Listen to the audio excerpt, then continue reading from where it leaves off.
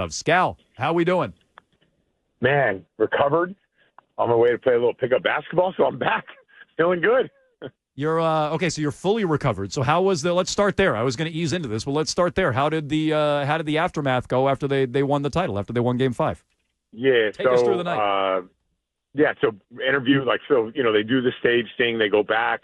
They pop the bottles in the locker room. Very well organized, by the way. They all went back. They all celebrated. Then they filtered the guys back out for interviews. Every one of them smelled like champagne, right? They were in great mood and all that stuff. So did the interviews. That lasted maybe an hour and 15. Went back to the desk, did 2 more blocks, post-game plus, and then went over to Big Night Live. And I asked my boss at Sirius if I could take the morning off. And, one side of it's it's a morning off and it's serious. It's NBA radio. I need to be on for the Celtics. I got to be on for, I'm a host. I'm on the show. I need to work. The other side of it's my team's winning a championship and I want to party all night. So I split it down the middle. I got back at 4 and I was on the air in the morning at 8. That's kind of how it went. Got back where? Yeah, did you go to Drew's? I went back home. Oh, you went back. Drinking. Nah, I didn't drink or anything like that. I was expecting my boss to give me the day off, but he didn't. So, I respect the hierarchy. No, not Kevin. My boss. The boss is at Sirius. Yeah. I'm sorry. Okay. Yeah. 2 championships, right. 0 parties for Scal. Not even one. I went to one. One beer. I was there till 3:30. That's good enough. Where was more? There? I heard Big Night Live. Back there by the stage. Oh, sorry. All that stuff. Not even one beer. Not even a beer. No, I had one beer. Okay, one That's beer. It. Okay, good. Nice. Yeah, I had to drive home, and then, I was going to get 3 hours sleep and everything like that. So, it was great. You know what? I was so happy I went because Mike Gorman was there, me and Mike, and a couple of people that were really influential in my broadcasting life. We got a picture together, and it was worth it. Okay, I'm a little concerned, Scal, because I saw that NBC Sports Boston has you working the parade on Friday. So when is Scal going to get to party? Really, really party. If you don't get to party at the parade, are you flirting with me? No, I'm trying to defend you here. All you talked about girls ask me if they want to party. I don't want to party with you. I'm not going to even be there on Friday. I'm asking, when do you get to? When does Scal get to get rejected? Set free, rejected by set Scal. Loose in the streets. Yeah, I don't know. I don't even on the parade. I got a flight at 3:40 because I go down in the Big 3 heading down to Tampa. So I don't know. I blew it. What do you want me to say? I should have not took so many jobs and just demanded time off, I guess.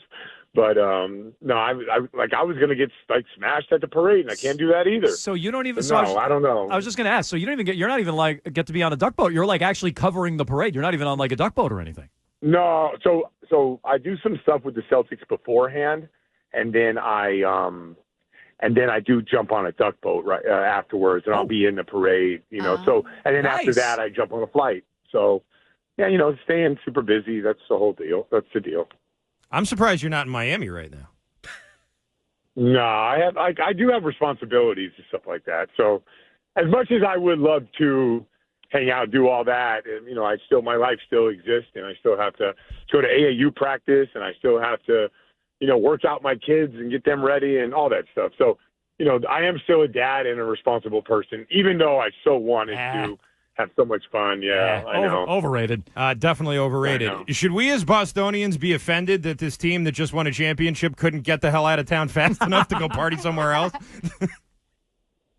No, but you got to understand, it's for them, going to a different place, it's they have a different feel to it. You know what I mean? Sure.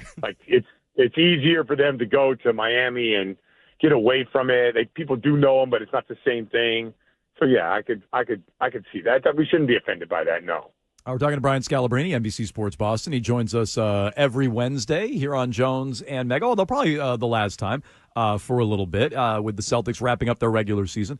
Scal, we talked to you prior to Game 5. I think we all knew this was coming at some point. I was surprised at the Celtics' answer and how immediate it was and how non-competitive that Game 5 was. Personally, you were more confident going into that game than I was.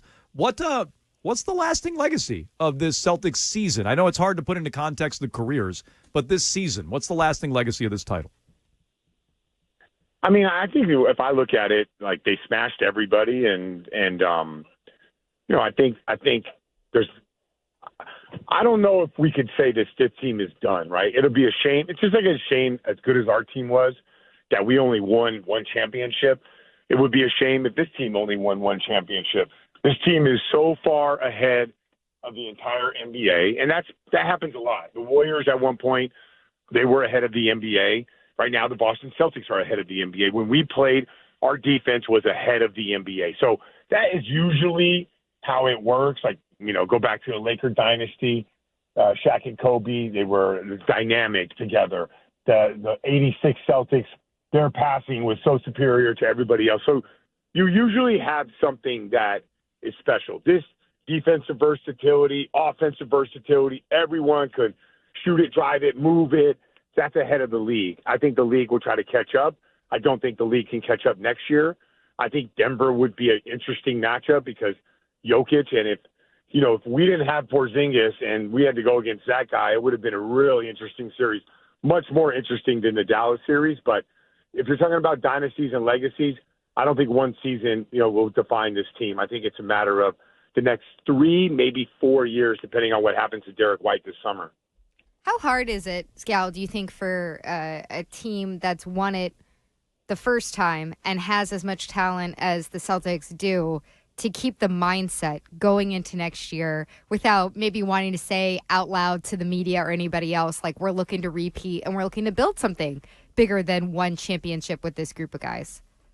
Yeah, I think it depends on how motivated they are. In a weird way, I think Jaylen Brown feeling disrespected this season, not becoming an all-defensive team and not being an all-NBA guy, I think that kind of affects him. So he'll be pushing for something.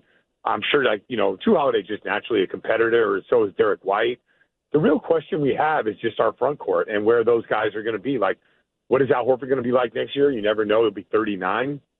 And then this season, Porzingis got hurt a lot during the playoffs, and Al was able to sustain that run. I think it had a lot to do with the gap of everybody else, but what if that gap closes a little bit? So those will be the challenges. Do I like us? Yeah, I do like us next year. But you have to, of everything that we got going, it's the front court where you have to ask, okay, if Porzingis has to stay healthy and how Al Horford has to once again be great throughout the playoffs. And he has only been great for us throughout the playoffs. But, you keep asking a guy like that who takes care of himself and is amazing when it comes to keeping himself in shape and healthy, and he doesn't play back-to-backs and everything like that. So if those guys are good, I can't imagine us not winning, but the question will remain, will those guys be healthy through an entire playoff run once again? All right, so Scal, now that the Celtics are on top of the world here, as we all know, guys get together in the offseason and start trying to plot and scheme about how they can join up together and create their own super team to take down the champs. Is there a potential duo or trio out there that hasn't even come together yet, but is there a potential one out there that scares you? LeBron James having lunch with Nick Nurse is interesting, with the whole Bronny James thing. That could be interesting if Philly went down that road. Embiid, to me, Embiid is a great player.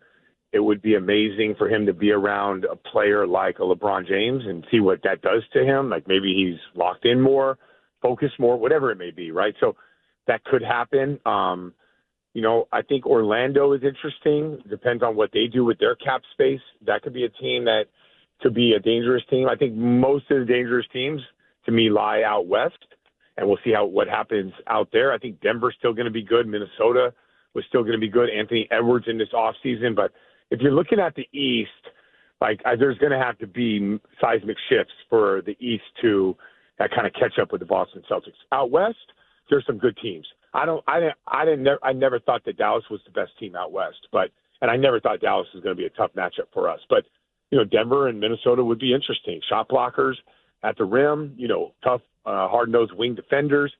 They have some pieces that historically, not necessarily this year, but historically have given us problems. All right, he is Brian Scalabrine, NBC Sports Boston. Sirius, the big three, all kinds of jobs getting in the way of his partying on championship night. Scal, we appreciate the time. We'll talk to you down the line.